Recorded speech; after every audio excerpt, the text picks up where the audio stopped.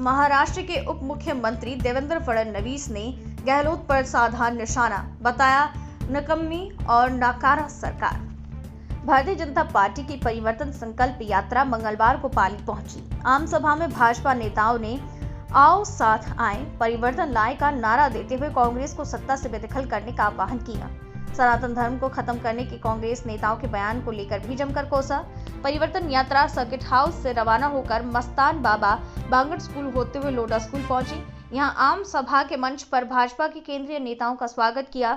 महाराष्ट्र के उप मुख्यमंत्री देवेंद्र फडणवीस, केंद्रीय मंत्री गजेंद्र सिंह शेखावत और प्रदेश सह प्रभारी विजया राहटकर ने प्रदेश की कांग्रेस सरकार पर जमकर निशाने साधे। सभा को संबोधित करते हुए सांसद पीपी चौधरी ने केंद्र सरकार की उपलब्धियां गिनाई। यहां से यात्रा आगे सोजत सिटी के लिए रवाना हुई। इससे पहले सर्किट हाउस में यात्रा पहुंचने पर भाजपा नेताओं ने केंद्रीय नेताओं का बहुमान कर स्वागत किया। इस मौके पर लोक कलाकार भी बुलाए थे। ASP Akhilesh Sharma, CO city Jitendra Singh Rathore के नेतृत्व में सुरक्षा व्यवस्था में भारी पुलिस जाब्ता तैनात रहा। नवभारत समाचार पाली राजस्थान से मुकेश सोनी की रिपोर्ट। परिवर्तन तो करना ही पड़ेगा, परिवर्तन तो करना ही पड़ेगा। अब सरकार वही होगी जो मोदी जी के साथ चलेगी। अरे मोदी जी से पैसे लेके भ्रष्टाचार करना और मोदी जी को ही गाली देना। हमारे गजेंद्र सिंह जी ने यहाँ पर 30,000 करोड़ रुपए दिए, एक एक घर पानी पहुंच जाता। दोस्तों, अगर भारतीय जनता पार्टी की सरकार होती, मैं सवाल पूछना चाहता हूँ गहलोत जी को, बताइए किसके जेब में पैसा चला गया, कौन पैसा खा गया, कौन हमारा पानी पी गया, कौन यहाँ पर भ्रष्टाचार कर रहा है? इसका जवाब गहलोत जी आपको देना पड़ेगा, पर आप जवाब दे नहीं सकते।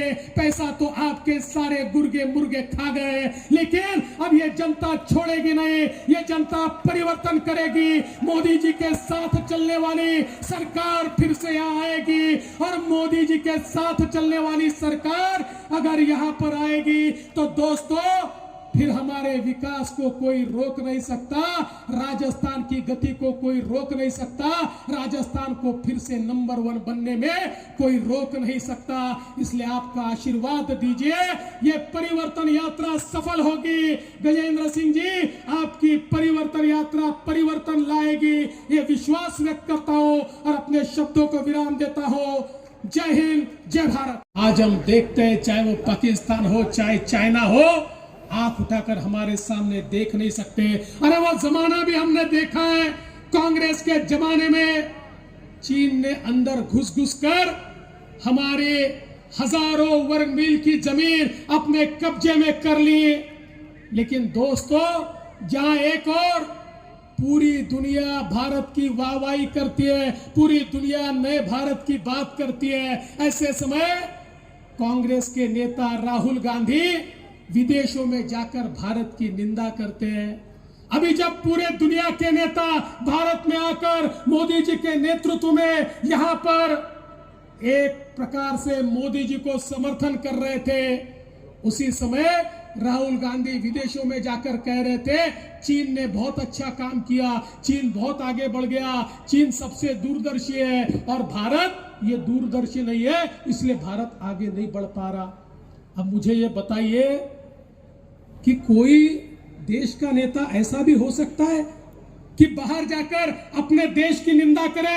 अरे मुझे याद है वो समय कि जिस समय यूनाइटेड नेशन के अंदर भारत की बात कहने की परिस्थिति थी और नरसिंह राव जी के सामने प्रश्न था कि भारत की बात यूनाइटेड नेशन में पाकिस्तान के सामने दम के साथ कौन रख सकता है, तो एक ही नाम उनके सामने आया, अटल बिहारी वाजपेयी जी का, और वाजपेयी जी को वहां भेजा और यूनाइटेड नेशन में जाकर अटल बिहारी वाजपेयी जी ने यह नहीं कहा कि कांग्रेस की सरकार खराब है, उन्होंने कहा मैं भारत से आया हूं और भारत की बात कही और पाकिस्तान को पराजित करते हुए सारे के सारे देशों ने भारत के पलड़े में वोट दिया। ये हमने देखा। एक और देश के लिए अपनी राजनीति को छोड़ने वाली भारतीय जनता पार्टी हमने देखी और दूसरी ओर हमारे देश की निंदा करने वाले कांग्रेस के नेता हमने देखे। राहुल गांधी बाहर जा जाकर हमारे देश को बदनाम करने का प्रयास करते हैं। बताइए क्या ये सही बात है?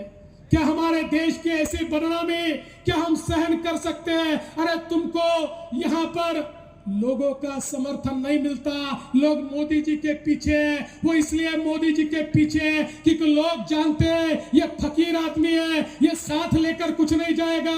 जो है देश के लिए है, 24 घंटे देश के लिए जीता है, देश के लिए मरता है, सारा दिन देश के लिए काम करता है। इसके जीवन का क्षण और क्षण और रक्त का कण और कण ये देश के लिए है। इसलिए देशवासी मोदी जी के पीछे है।